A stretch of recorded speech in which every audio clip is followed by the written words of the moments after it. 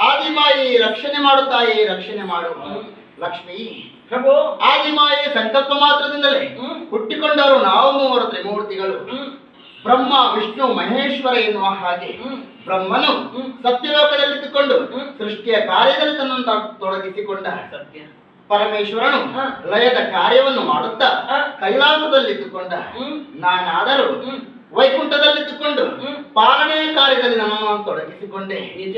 ಕಿವಿಯ ಕಿಲ್ಮಿಷದಿಂದ ಹೊರಬಂತ ದಾನವರನ್ನು ಮದೋನ್ಮತ್ತರಾಗಿ ಮೆರೆದ ಕಾರಣ ಅವರನ್ನು ವಧಿಸಿ ಮೇದಿನಿಯನ್ನು ನಾನು ನಿರ್ಮಾಣ ಮಾಡಿದೆ. ನಿಜ. ನಮ್ಮ ಈ ವೈಕುಂಠವನ್ನು ಸರಿಯಾಗಿ ನೋಡಂತೆ ಕ್ಷೀರ ಸಾಗರ ಅನಂತಾಸನ ಶ್ವೇತ ದ್ವೀಪಗಳಿಂದ ಕಂಗೊಳಿಸುತ್ತಾ ಉಂಟು ಈ ವೈಕುಂಠ. ಅಷ್ಟು ಮಾತ್ರವಲ್ಲ, ಸುದರ್ಶನಧಾರಿಯಾಗಿ ಪಕ್ಷಿವಾಹನಾಗಿ ಮೂರು ಲೋಕವನ್ನು ಪರಿಪಾಲಿಸುತ್ತಾ ಬಂದವನು ನಾನಾಗಿದ್ದೇನೆ. ಸಮುದ್ರ ಮತನ ಕಾಲದಿಂದ ಮೇಲ್ಬಂದಂತಹ ನಿನ್ನನ್ನು ನನ್ನ ವಕ್ಷಸ್ಥಳದಲ್ಲಿ ಇರಿಸಿ ನನ್ನ ಸತಿಯಾಗಿ ನಾನು ಪಡೆದವನಿದ್ದೇನೆ. ಭಜಕರೆಲ್ಲ ಕೊಂಡಾಡುವುದು ಹೇಗೆ? ಪರಮ ಪದದೊಳಗೆ ವಿಷಧರಣ ತಲ್ಪದಲ್ಲಿ ಸಿರಿ ಸಹಿತ ಕ್ಷೀರವಾರಿಯಲ್ಲಿ ಸಂತೋಷದಲ್ಲಿದ್ದಾನೆ ಎನ್ನುವ ಹಾಗೆ ವೇದವನ್ನು ರಕ್ಷಣೆ ಮಾಡುತ್ತಾ ವೇದೋದ್ಧಾರಕನಾದೆ. ಹೀಗೆ ಧರ್ಮದ ಕಾರ್ಯದಲ್ಲಿ ನನ್ನನ್ನು ನಾನು ತೊಡಗಿಸಿಕೊಂಡೆ.